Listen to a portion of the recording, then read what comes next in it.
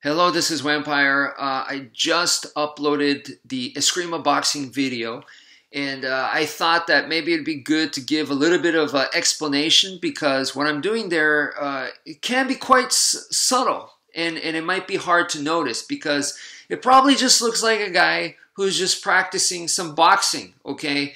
And actually, it's more so along the lines of Escrima. And the reason why I say that is because number one, I am not thinking about jab, cross, hook, uppercuts.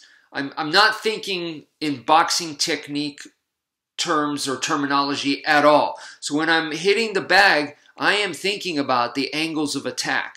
So that's something that we learn with the sticks, and I am just applying that to the punches. So when you do that, there's two things that you need to focus on. And in the video, I am working on these two things. And that is when you're doing the angles of attack, which is, you know, your diagonals, your horizontals, your verticals. So those are the lines that I'm working on. But when you're doing it with punches, there's two different ways you could do it. Number one is you could make it small. Okay, so when you throw the punch, this right there is a diagonal, believe it or not. And then this right here is a diagonal in this way. So here, that is diagonal, diagonal. But it's very compact. It's a very small diagonal that I'm making. It's not here to here. It's here, okay? So I'm working on doing it compact, but I'm also working on doing it large motion. So I'm putting together both. And in the video, you'll see me do both. And there's a time and place for both, okay? So that's the first thing. I'm doing 100% angles of attack, which comes from Filipino martial arts, and 100% the compact and large. The next thing is every single punch that I throw, I am focusing on my knuckles, okay? So I view this as a blade, okay? And this, if you practice this way, this will translate very well when you have a knife because you'll be very used to cutting. So my idea here is this is not my fist. This is a blade.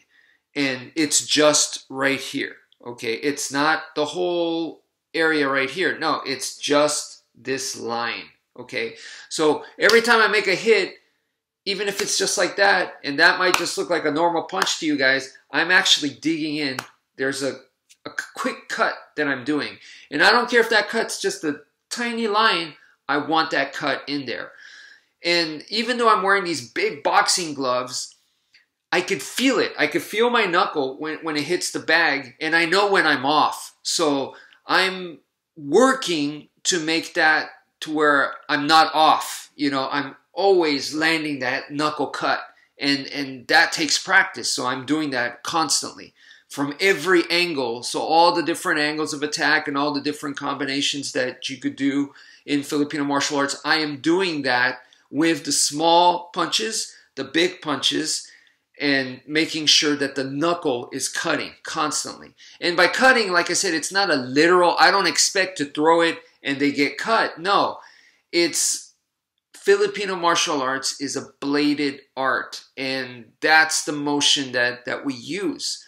So that cutting motion is the snap for punch-wise. And then with a stick, excuse me, it is a snap in an impact weapon-wise. So it doesn't necessarily cut when you use punches or sticks, but it does give you that extra snap, and that gives you some extra power, better body mechanics. So that's what I'm going for.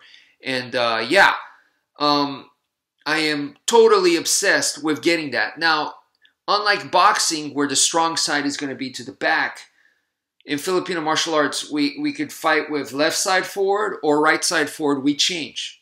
And because we change, and when you start applying that with footwork, now trying to get that cut with the knuckles in, it makes it a lot harder. So once again, that makes me practice. I need to practice more. And that's why I'm practicing. So once you start, you know, you change the stance like that, it does make it harder for you to land that. And of course, the left side, in my case, is not going to be as good as the right side, and the timing is more off, so I have to work on that. There's a lot of stuff to work on, but that's why you see me training. And yeah, so by doing that, I am, even though it looks like I'm just trying to do some boxing, I'm actually thinking Escrima the whole time. So that's why I call it Escrima Boxing. It is the boxing format, but the techniques, the mindset, the body mechanic, even the body mechanics, everything is actually Escrima. But it's very subtle, so people may not see that right away. But that's it for now. Thank you for viewing, and take care, folks.